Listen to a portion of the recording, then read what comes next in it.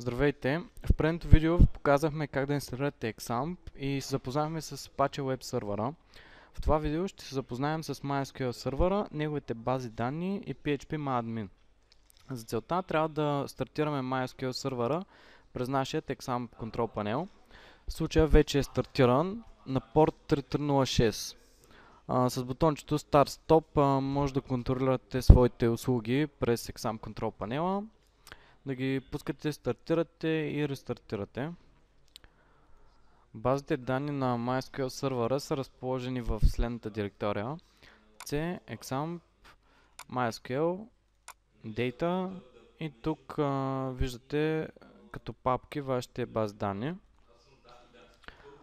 Базите данни могат да бъдат достъпени и конфигурирани през PHP-MyAdmin. За да достъпите PHP-MyAdmin, трябва следователно вашият Apache Web сервер да бъде стартиран. Има няколко начина да достъпите PHP-MyAdmin, или просто като кликнете върху админ бутона срещу MySQL,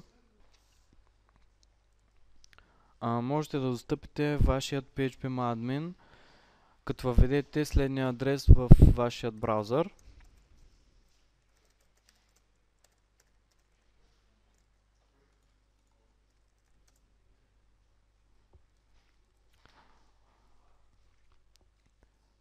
Така виждаме нашият PHP-MyAdmin панел, където сме логнати с root акаунта. По подразбиране, вашият PHP акаунт е root и няма създадена парола. Ако искате да зададете такава, трябва да влезете в папката на PHP-MyAdmin и в този конфигурационен файл да зададете парола. Това може да стане последния начин. Тук е юзера, с който се логвате. Можете да го промените на какъвто искате. И тук между тези две кавички залагаме нашата парола. В случая 1, 2, 3, 4, 5, 6. Запазваме файла. Принципно PHP-MyAdmin не може да се достъпва от външни IP адреси, но е препоръчително да смените вашата парола от файла, от който ви показахме, за по-високо ниво на сигурност. Също така е препоръчително папката на PHP-MyAdmin да бъде преименувана на някакво име, което е известно само единствено за вас. От нашия PHP-MyAdmin панел много лесно и бързо можем да създадем нова база. Отиваме на това меню и тук въвеждаме името на нашата база. В случая тест 1, 2, 3. Щом кликнете на бутона създаване, базата успешно се създава и я виждате в менюто тук. Съответно, към избраната база можем да създаваме таблици и да правим най-различни промени по таблици, които вече съществуват.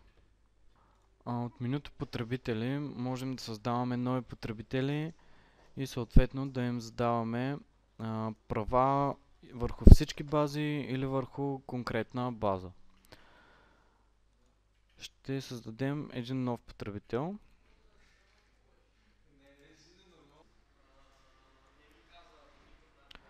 От тук можем да създадем база за конкретния потребител и той да има права единствено и само върху тази база.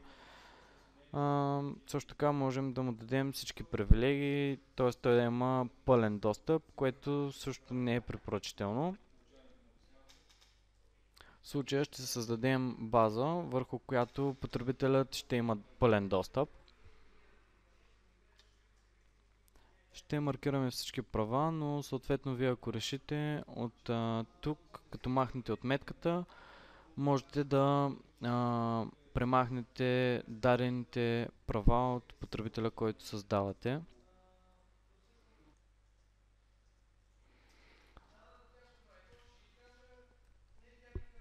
Така успешно създаваме нашия MySQL потребител и от тук можем да го видим. Той има парола, има всички права и от тук съответно можем да го редактираме, ако желаем.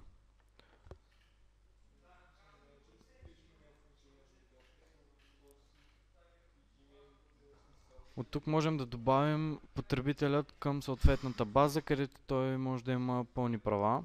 В случая нашата база е тест 1, 2, 3. След като дадем бутона изпълнение, тук задаваме правата, които той да има върху базата.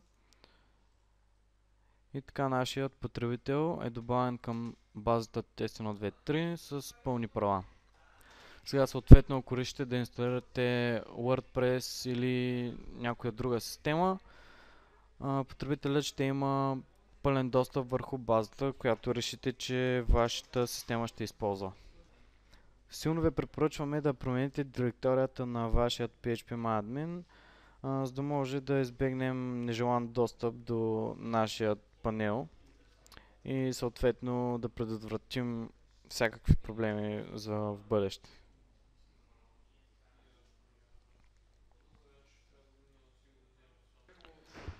Панелът на PHPMyAdmin разполага също така с много гъвкави функции. От тук можем да експортнем база, която желаем в най-различен формат. Също така, ако вече сме експортнали някоя база, можем да я импортнем през импорт менюто. Максимума за един файл е 2 мегабайта. Искаме да благодарим на Гено Митев, който изпрати конкретно запитване към Friendly Geeks екипа на ICMBG. И така в следващото наше видео ще ви покажем как да насочите вашият собствен домейн към вашият собствен сървър.